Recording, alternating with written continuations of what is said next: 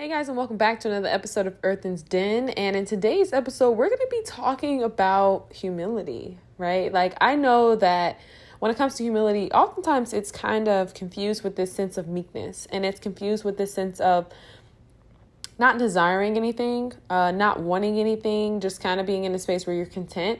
Now, the thing about today in social media is that we have been given this amount of exposure that is very concerning. And it's the kind of exposure that puts us in a space of comparison, right? We see people doing things who look like us, people who are doing things who are the same age as us, and we start to put ourselves on this timeline. And because we see all of this exposure, we then equate this to the possibility of this can happen to me, right? This can happen for me. I should be doing better. And I think that right there puts us in a space where we're just kind of constantly in a state of confusion and we don't know how to be. So as of lately, I've been doing pre-recorded episodes, and I can tell that it's different, for myself, but I can tell that you guys are enjoying it, right? I've been really in a space where I'm taking my career in journalism very seriously, and I'm really tuning into it, and I'm loving it, right? And so it's like I've been really coming forward with the lessons in which I'm learning from day to day, whether it's the month to month, the week, right, from my own observations and just storytelling. So I hope that you guys are really enjoying this content. But I want to talk to you guys about humility, because I know that in today's society, it's something that is pushed to the background. And like many other values and principles, it's misconstrued, it's misunderstood. And so first things first, I really just kind of want to lay this foundation. And I want to say that until you've experienced something, you can never know what it's like to walk in that person's shoes. Now, I remember being a very young girl. I was very young. I was very naive about life, and it was in a good way, right? I was joyous. I was vibrant. Not saying I'm not any of those things now, but I was definitely in a space where I didn't know what life was like, and I didn't know what it was like to be hit a couple times, right? I didn't know what disappointment was like. I didn't know what it was like to have a dream deferred, right? I was very young, right? I was like 19. And I remember meeting this guy, and I was dating this person, and I was like telling this person all these things that they should do, right? And I think it's so easy for us to sit in a space and tell a person how they should live their life, the way in which they should live their life, right? Go back and listen to my podcast in regards to judgment versus accountability, because I talked to you guys about how in today's society, we often confuse the two. And anytime we're holding people accountable, it seems as though we're judging them. And that's not truth, right? Like, that's not honesty. That's not what true accountability is. And that's, it's completely different from judgment. So I think that just because those two have got confused, we're in a space now where we can't actually hold people accountable.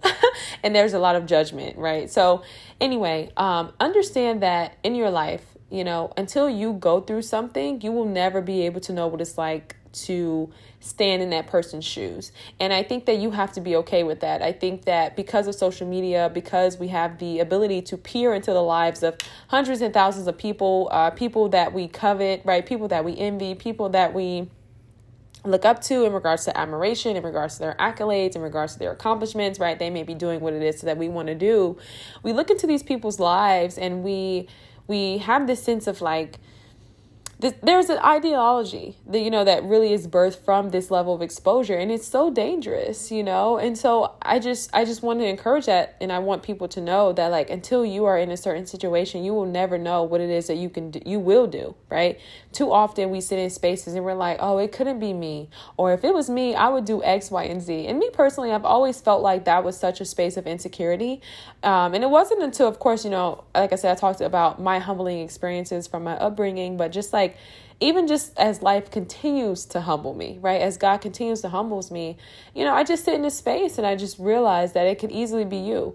And I'm going to tell you something. The truth is that you don't know what you would do until you're in that situation, Now, I don't want everybody to go around thinking that they're a bad person, or that they have to go through so much stuff in order to have success, to have a family, to have whatever it is that you desire. But I want you to know that, some people are stronger than others, and God truly does not put anything on us that we cannot carry or that we cannot hold. So a lot of times, we're in spaces and, we want to talk about another person's situation, and we're like, man, this person has it way worse. It's just understanding that some of us really are equipped to be stronger than others. And yes, maybe you can handle a situation differently, but, it's important to hold space and to really sit in a space of humility where it's like, I actually don't know but I'm going to hold this space.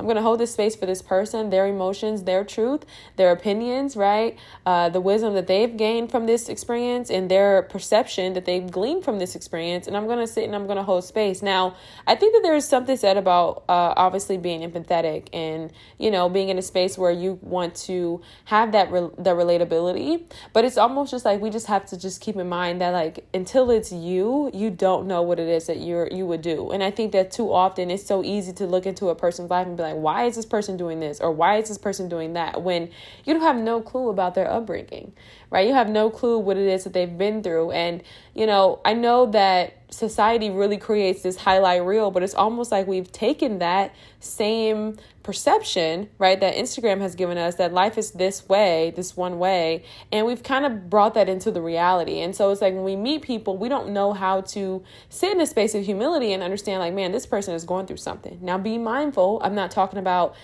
sitting in a space of tolerance, and I'm never encouraging anyone to deal with anyone who is treating them poorly or whatever. Like, I'm not saying that we can go around projecting our hurt and our pain on people, like, hear me clearly. But what I am saying is that, we have to recognize that people are human.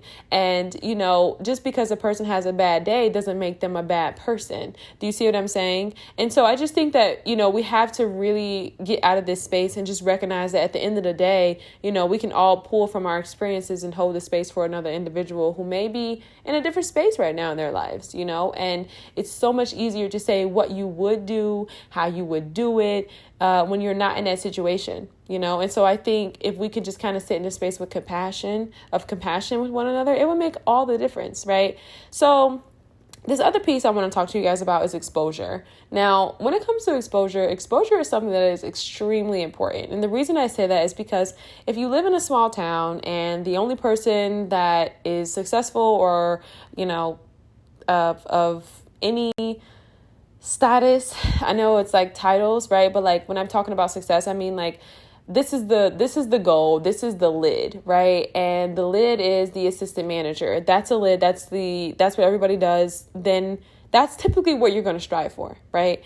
Now, the thing about exposure is that exposure is a beautiful thing because it allows us to have the capacity to dream, right? To dream bigger and to maximize on our God-given potential. Being in spaces where there is great exposure, whether it's success, whether it's whatever it is that you desire, right? Like, I don't even want to put it in a box because it doesn't necessarily have to be success. Like, if you desire to be a good mom, like being in a space where there's, you have exposure and there's like a wives club, or, if you want to be a soccer player, being in a space where there's like a club full of soccer players and there's professional soccer players who come down and teach soccer, right? Like, there's so many different things, but like, that exposure is so important because it shows you the possibility, right? And I think that right there is something that is needed in today's society, especially in regards to our youth. And I'm very passionate about that, right? I talked to you guys about just my desire for mentorship and how I really strive to be a role model for my youth and the young girls in my community.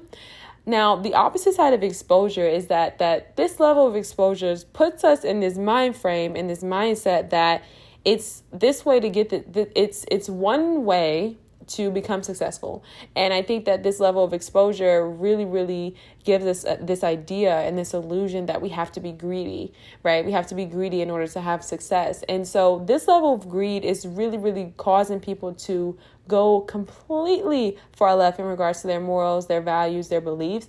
This level of exposure is eroding the idea of humility. This level of exposure is eroding the idea of connection because, so often we think that if we have these things, we'll be happy. If we have these things, we'll be fulfilled. And because I've always been someone who was extremely ambitious, right? Like, I'm extremely ambitious. I'm extremely talented. Like, God's given me a bunch of gifts and I look forward to sharing those with the world.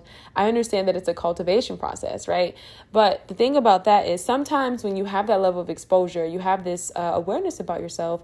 Whenever you're in a space where it's like, it's calling for you to be humble, it's calling for you to be in a space of humility, you start to feel like, you know what, I deserve better than this, right? And then I get on Instagram and I'm validated because I see another 19-year-old or I see another 25-year-old who's pushing the bins, who's doing these things, who's telling me to quit my job, right? So it's like this level of exposure has also gave us a sense of illusion about the real world and how things work, right? So I think that's something to really talk about. And it sucks because it's like, we now live in a space where everything is a double-edged sword. It's like, it's so crazy. And it's like the truth is being ushered more and more to the back, and people aren't really listening anymore.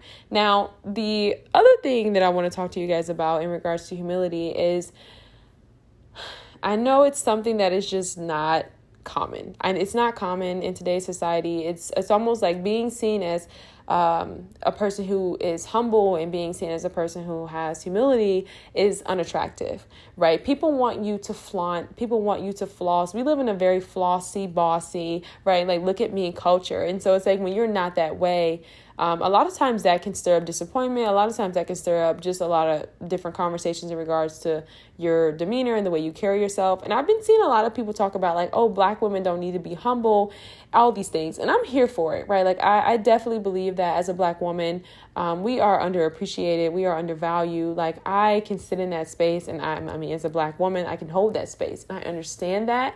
But one of the things that I really want to talk to you guys about is that we have to define what it means to be a Black woman. And I know that, you know, we don't want to be defined by anything, and we don't necessarily want to put titles on anything, but we really have to be clear about what it is to be a queen and what that looks like. Because in today's society, it's pretty much like, in order to be a Black woman is, in sense, her lips, her thighs, right? Her attitude, her demeanor, her swag, right? Like, it's all things culture, but it's not anything that really glorifies the essence of a Black woman. And I think that is the problem in today's society. And that's where we really kind of just push things in the background. So it's like, women who embody that, right? Who embody those intrinsic, ancestral, you know what I mean, values in regards to a Black woman. Those are things that are not upheld anymore. So we have to really sit in a space where we understand like values and things like that, and how society has really, really done a very good job implementing technology and databases that pretty much take all that and put it out the window, right? I think this is why suicide rates are high, depression is high, anxiety is high. We are not built for this level of exposure, right? We are built for humility. We are built for connection. We are built to be humble and to share and to care, right? And to be empathetic. But when you don't have those things, and when those things are no longer being praised and applaud, and when those things are kind of being put in a space where it's like, oh, you're old fashioned, or oh, you know, you're what we're calling it traditional, right? And we're putting it in a space where it's either or.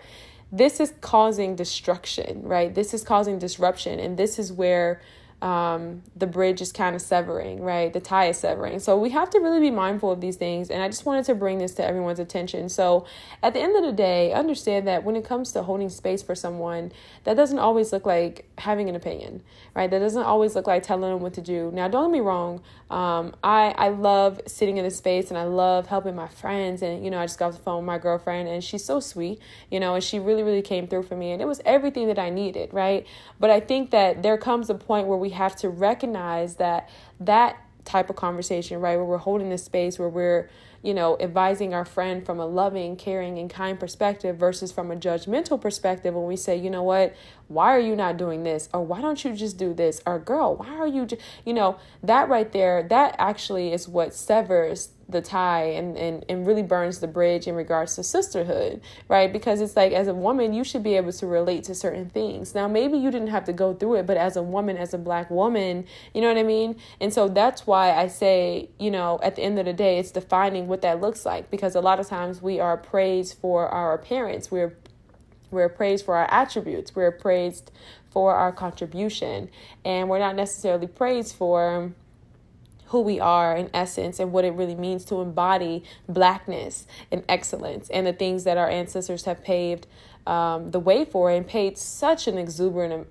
price for, you know, and that's conversations that need to be had later on down the line. So, all right, guys, I'm going to leave you guys with your thoughts. I hope this podcast was insightful. I'm doing a lot of research in regards to just African-American history, and I'm feeling very invigorated. I'm feeling very inspired. And so you guys can look forward to a lot of this content moving forward. And I hope everybody is doing amazing. I love doing these pre-recorded episodes and just sharing what it is that I know versus going week to week, trying to do a plan and, you know, all those things. So I love you guys, and we'll talk soon.